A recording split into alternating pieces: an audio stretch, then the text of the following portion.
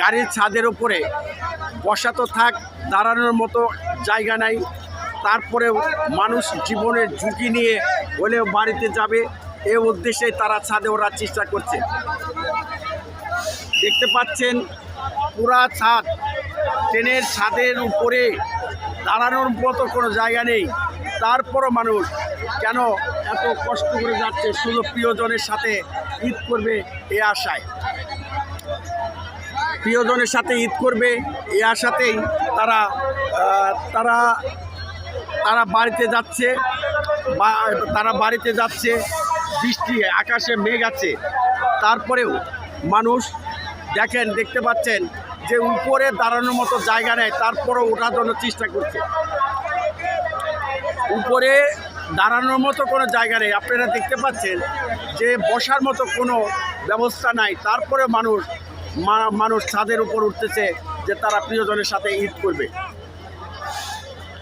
ভিডিওটা ভালো লাগলে লাইক, শেয়ার, কমেন্ট করে দেবেন। দেখেন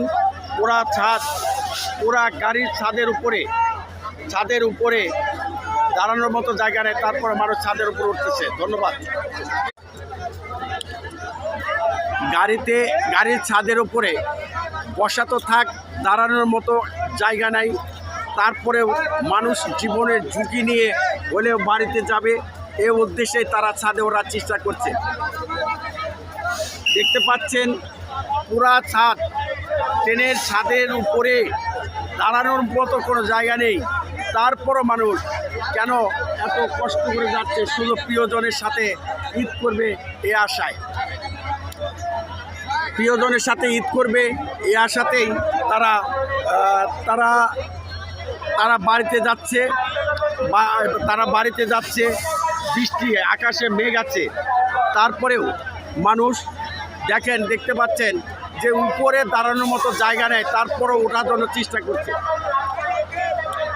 উপরে দাঁড়ানোর মতো কোনো জায়গা নেই, আপনারা দেখতে পাচ্ছেন যে বসার মতো কোনো ব্যবস্থা নাই। তারপরে মানুষ ছাদের উপর উঠতেছে যে তারা প্রিয়জনের সাথে ঈদ করবে। ভিডিওটা ভালো লাগলে লাইক, শেয়ার, কমেন্ট করে দেবেন। দেখেন পুরা গাড়ির ছাদের উপরে দাঁড়ানোর মতো জায়গা নেই, তারপরে মানুষ ছাদের উপর উঠতেছে। ধন্যবাদ।